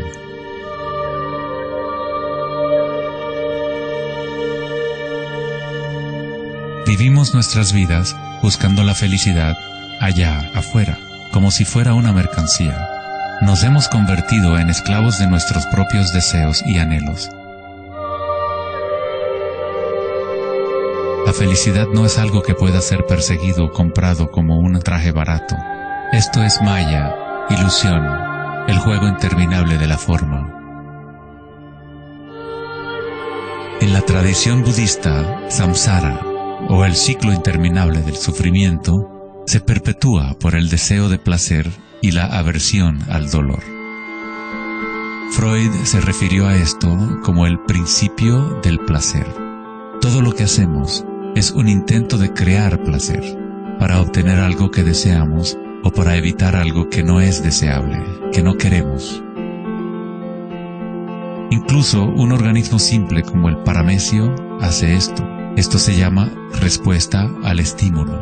A diferencia de un paramecio, los humanos tenemos más posibilidades de elección. Somos libres para pensar, y ahí radica el problema. Es pensar en lo que deseamos, lo que se ha salido de control.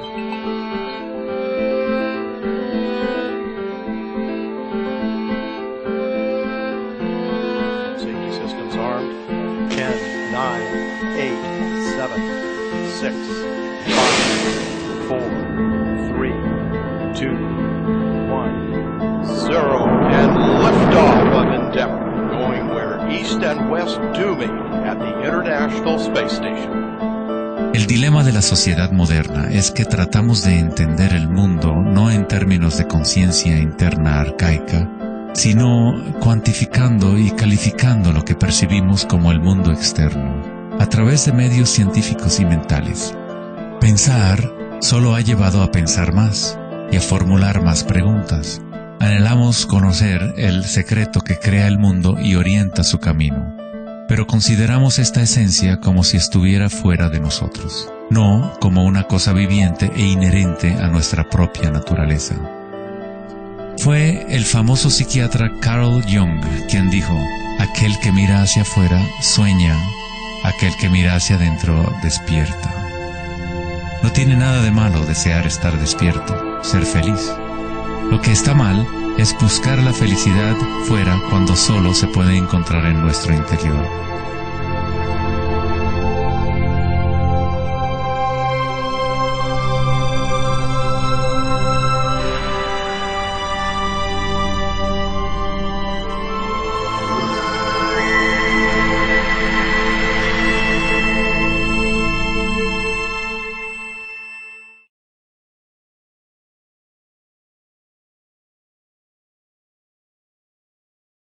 Más allá del pensamiento. El 4 de agosto de 2010, en la conferencia Techonomy en Lake Tahoe, en California, Eric Schmidt, director ejecutivo de Google, mencionó una estadística asombrosa. Cada 2 días creamos la misma cantidad de información que hemos creado desde los albores de la civilización hasta el año 2003. Es algo así como 5 exabytes de datos. Nunca en la historia de la humanidad hemos usado tanta la mente y nunca había habido tanta confusión en el planeta. ¿Podría ser que cada vez que pensamos en una solución a un problema, creamos 2 problemas más? ¿De qué sirve pensar tanto si no conduce a una mayor felicidad? ¿Somos más felices? ¿Más ecuánimes? ¿Más alegres como resultado de tanto pensar? O quizás nos aísla, nos desconecta de una experiencia más profunda y más significativa de la vida.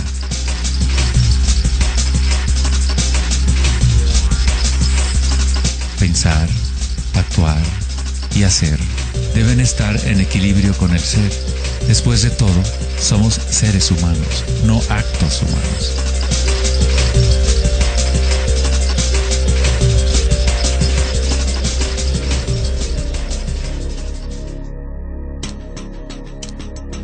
Queremos un cambio y queremos estabilidad al mismo tiempo. Nuestros corazones se han desconectado de la espiral de la vida, de la ley del cambio, mientras nuestras mentes pensantes nos conducen hacia la estabilidad, la seguridad y la pacificación de los sentidos. Con una fascinación morbosa, observamos asesinatos, tsunamis, terremotos y guerras. Constantemente tratamos de ocupar nuestra mente, llenándola de información. Programas de televisión transmitiendo de cada dispositivo imaginable, juegos y rompecabezas, mensajes de texto y todas las trivialidades posibles. Nos dejamos fascinar con la corriente infinita de nuevas imágenes, nuevas informaciones, nuevas formas de provocar y pacificar nuestros sentidos.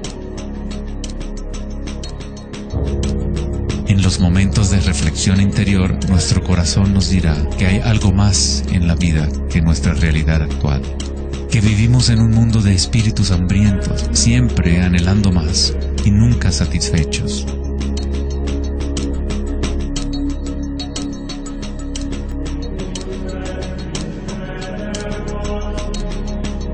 Hemos creado una vorágine de datos que vuelan alrededor del planeta para facilitar más pensamientos, más ideas sobre cómo arreglar el mundo, para solucionar los problemas que solo existen porque la mente los ha creado.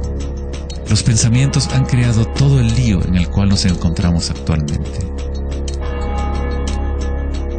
Libramos guerras contra enfermedades, enemigos y problemas. La paradoja es que aquello que resistes, persiste. Cuanto más te resistes a algo, más se fortalece.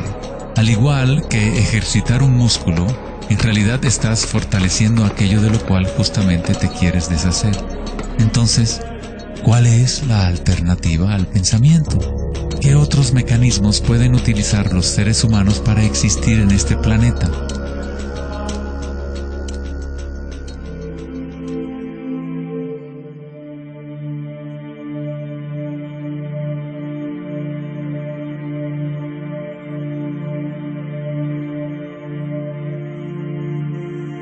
Mientras que la cultura occidental en los últimos siglos se ha centrado en la exploración de lo físico mediante el uso del pensamiento y el análisis, otras culturas antiguas han desarrollado tecnologías igualmente sofisticadas para explorar el espacio interior.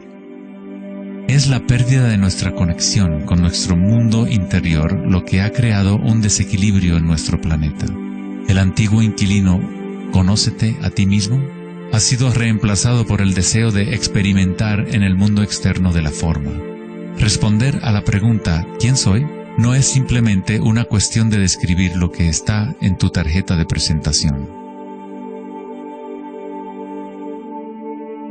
En el budismo, no eres el contenido de tu conciencia. No eres apenas una colección de pensamientos o ideas, porque detrás de los pensamientos está aquel que está siendo testigo de los pensamientos.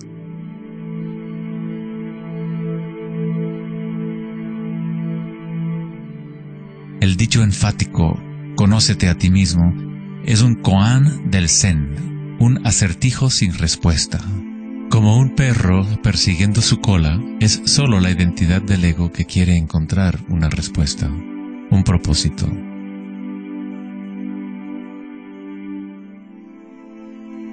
La verdad de lo que eres no necesita una respuesta, pues todas las preguntas fueron creadas por la mente egoica. No eres tu mente.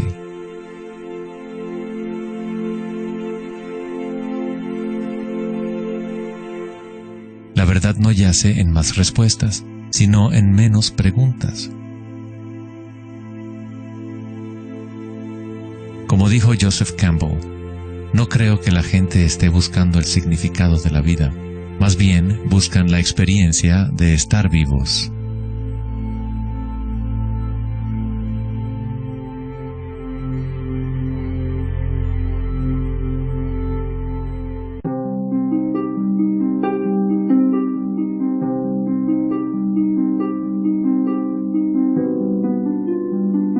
Cuando al Buda le preguntaron, ¿qué eres?, simplemente dijo, estoy despierto. ¿Qué quiere decir eso, estar despierto?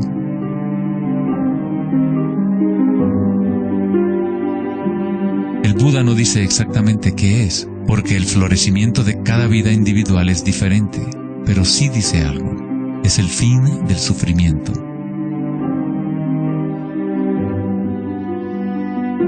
Toda tradición religiosa importante tiene un nombre para el estado de estar despierto: cielo, nirvana o moksha. Una mente en calma es todo lo que hace falta para comprender la naturaleza de la corriente. Todo lo demás ocurrirá una vez que tu mente esté en calma. En esta quietud, las energías internas despiertan y funcionan sin esfuerzo de tu parte. Como dicen los taoístas, el chi sigue a la conciencia. Al permanecer en calma, uno empieza a escuchar la sabiduría de las plantas y los animales, los quietos susurros de los sueños, y se aprende el sutil mecanismo por el cual los sueños se manifiestan en forma material. En el Tao Te Ching, este tipo de vida se llama Wei Bu Wei, hacer, no hacer. El Buda habló del camino intermedio como el sendero que conduce a la iluminación. Aristóteles escribió el justo medio, el punto medio entre dos extremos, como un sendero de belleza, sin demasiado esfuerzo ni tampoco muy poco. Yin y Yang en equilibrio perfecto.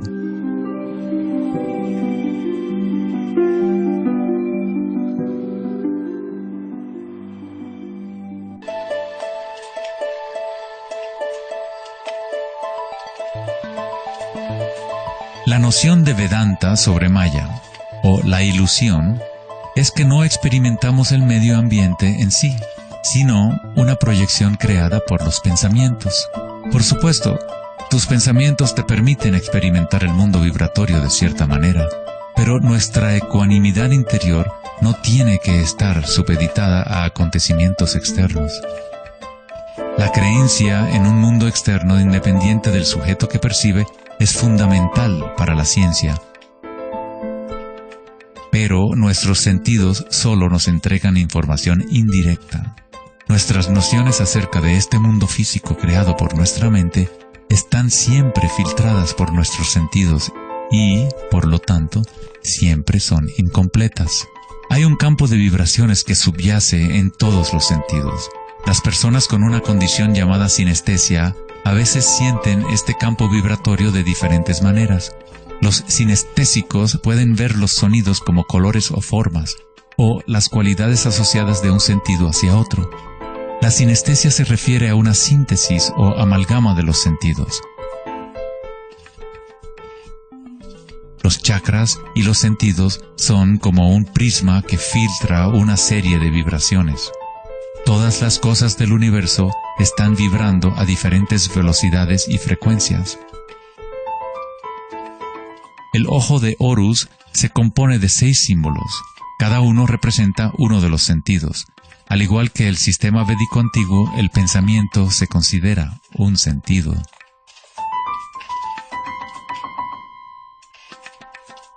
Los pensamientos se perciben simultáneamente como sensaciones que se experimentan en el cuerpo. Surgen de la misma fuente vibratoria. El pensamiento es simplemente una herramienta, uno de los 6 sentidos, pero lo hemos llevado a un estado tan elevado que nos identificamos con nuestros pensamientos. El hecho de que no identificamos el pensamiento como uno de los 6 sentidos es muy significativo. Estamos tan inmersos en nuestros pensamientos que al tratar de explicar el pensamiento como un sentido, es como explicarle a un pez el agua. ¿Agua? ¿Qué agua?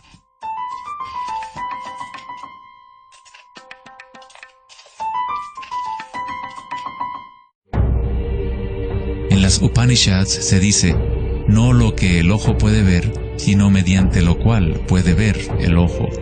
Toma conciencia de eso para ser Brahma, el Eterno, y no lo que la gente aquí adora. No lo que el oído puede escuchar, sino mediante lo cual puede escuchar el oído. Toma conciencia de eso para ser Brahma, el Eterno, y no lo que la gente aquí adora.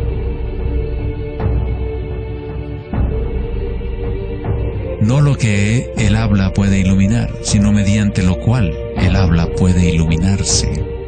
Toma conciencia de eso para ser Brahma, el Eterno, y no lo que la gente aquí adora.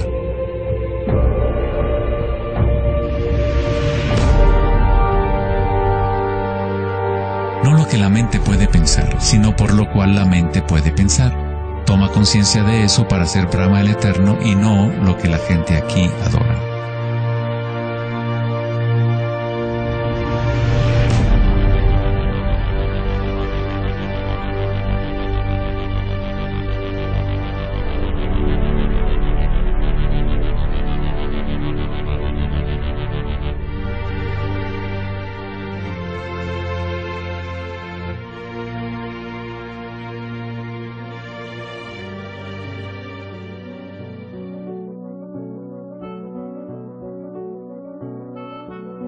En la última década, grandes avances se han llevado a cabo en el ámbito de la investigación cerebral. Los científicos han descubierto la neuroplasticidad, un término que expresa la idea de que el cableado físico del cerebro cambia según los pensamientos que se mueven a través de él. Como expresó el psicólogo canadiense Donald Hebb, las neuronas que se ponen en marcha al mismo tiempo se conectan entre sí. Las neuronas se conectan al máximo cuando una persona entra a un estado de atención ininterrumpida. Lo que esto significa es que es posible dirigir tu propia experiencia subjetiva de la realidad. Literalmente, si tus pensamientos son de temor, preocupación, ansiedad y negatividad, estás incrementando la conexión para que surjan más pensamientos similares. Si diriges tus pensamientos hacia el amor, la compasión, la gratitud y la alegría, creas la conexión para repetir esas experiencias. ¿Cómo hacerlo cuando estamos rodeados de violencia y sufrimiento? ¿No es esto una especie de engaño o vana ilusión? La neuroplasticidad no es lo mismo que la noción de la nueva era que dice que creas tu realidad con pensamientos positivos. En realidad es lo mismo que el Buda enseñó hace 2500 años. La meditación vipassana o la meditación introspectiva podría describirse como neuroplasticidad autodirigida. Aceptas tu realidad tal como es, como realmente es. Pero tú lo experimentas en el nivel raíz de la sensación, en el nivel vibratorio o energético, sin prejuicio o la influencia del pensamiento. A través de una intención ininterrumpida en el nivel raíz de la conciencia, se crea la conexión para una percepción completamente diferente a la realidad.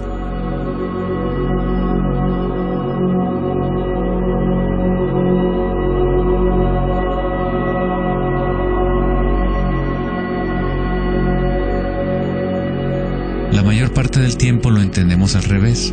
Estamos permitiendo constantemente que las ideas sobre el mundo exterior conformen nuestras redes neuronales, pero nuestra ecuanimidad interior no tiene que estar supeditada a acontecimientos externos. Las circunstancias no importan, solo mi estado de conciencia importa.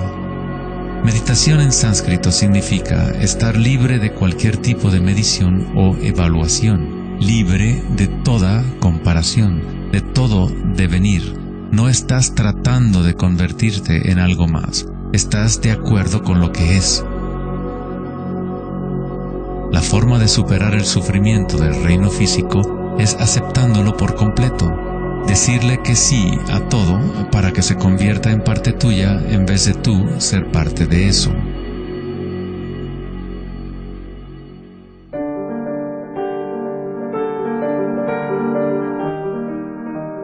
¿Cómo se puede vivir de tal manera que la conciencia deje de estar en conflicto con su contenido? ¿Cómo puede uno vaciar el corazón de las ambiciones mezquinas?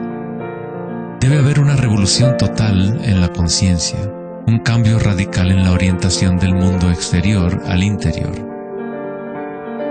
No es una revolución provocada solo por la voluntad o el esfuerzo, sino también por la entrega total, la aceptación de la realidad tal como es.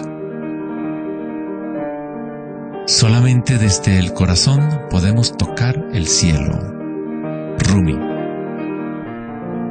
La imagen del corazón abierto de Cristo transmite de forma poderosa la idea de que uno debe abrirse al dolor. Uno debe aceptar todo si desea permanecer abierto a la fuente de la evolución.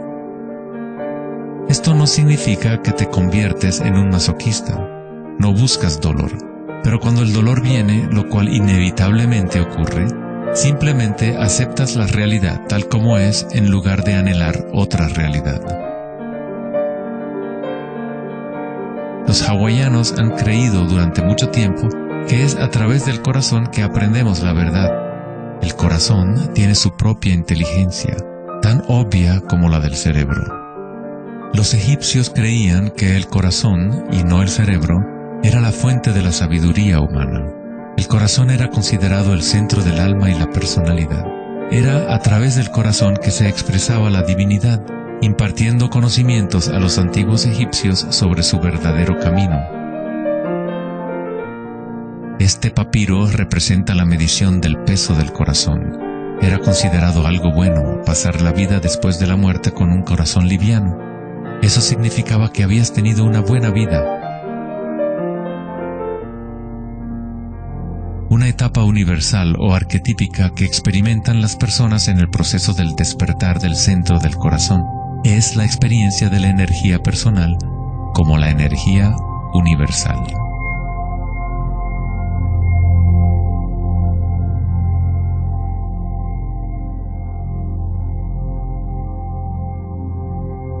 Cuando te permites sentir este amor, ser este amor, cuando conectas tu mundo interior con el mundo exterior, entonces todo es uno. ¿Cómo podemos experimentar la música de las esferas? ¿Cómo se abre el corazón?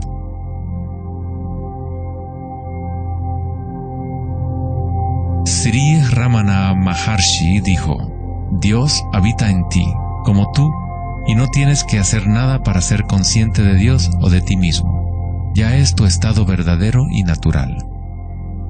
Solo abandona toda búsqueda, dirige tu atención hacia adentro y sacrifica tu mente al único ser irradiando en el corazón de tu propio ser.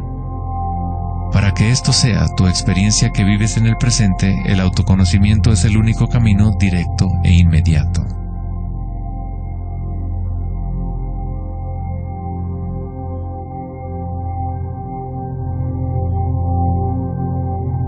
Cuando concilias y observas las sensaciones internas, tu vitalidad interior, estás observando en realidad el cambio. Esta fuerza del cambio es el surgimiento y la muerte que ocurren cuando la energía cambia de forma. El grado en que una persona ha evolucionado o alcanzado la iluminación es el grado en que uno ha adquirido la capacidad de adaptarse a cada momento o a transmutar la corriente de circunstancias humanas, siempre cambiantes, el dolor y el placer en gozo.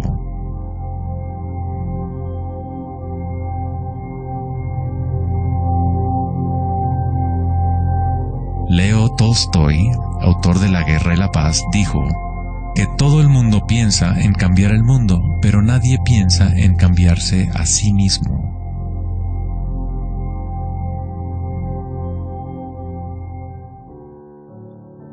Darwin dijo que la característica más importante para la supervivencia de la especie no es la fuerza o la inteligencia, sino la capacidad de adaptación a los cambios.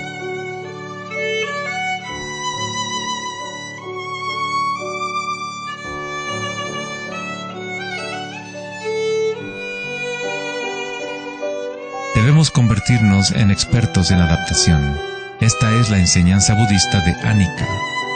Todo está surgiendo y desapareciendo, cambiando. El cambio es constante. El sufrimiento existe solo porque nos apegamos a una forma particular.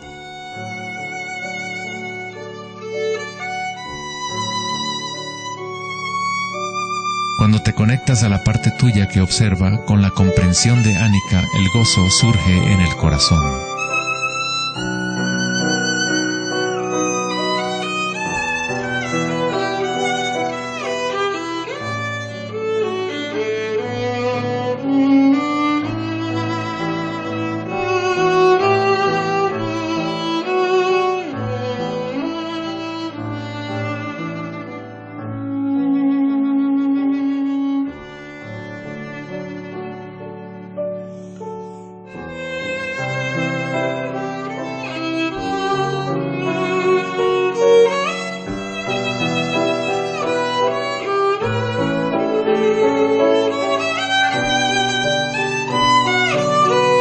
Santos, sabios y yogis a lo largo de la historia han descrito de una manera unánime la unión sagrada que se produce en el corazón, ya sean las obras de San Juan de la Cruz, los poemas de Rumi o las enseñanzas tántricas de la India.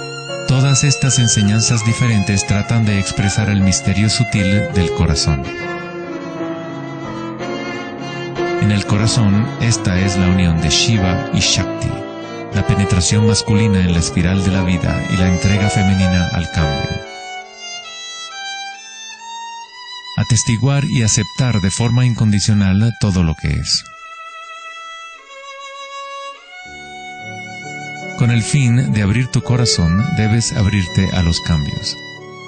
Vivir en el mundo aparentemente sólido, danzar con él, comprometerte con él, vivir en plenitud, amar por completo, pero sabiendo que es transitorio y que, en última instancia, todas las formas se disuelven y cambian. El gozo es la energía que responde a la calma. Surge al vaciar la conciencia de todo contenido. El contenido de esta energía de gozo, producto de la calma, es la conciencia. Una nueva conciencia del corazón. Una conciencia conectada a todo lo que es.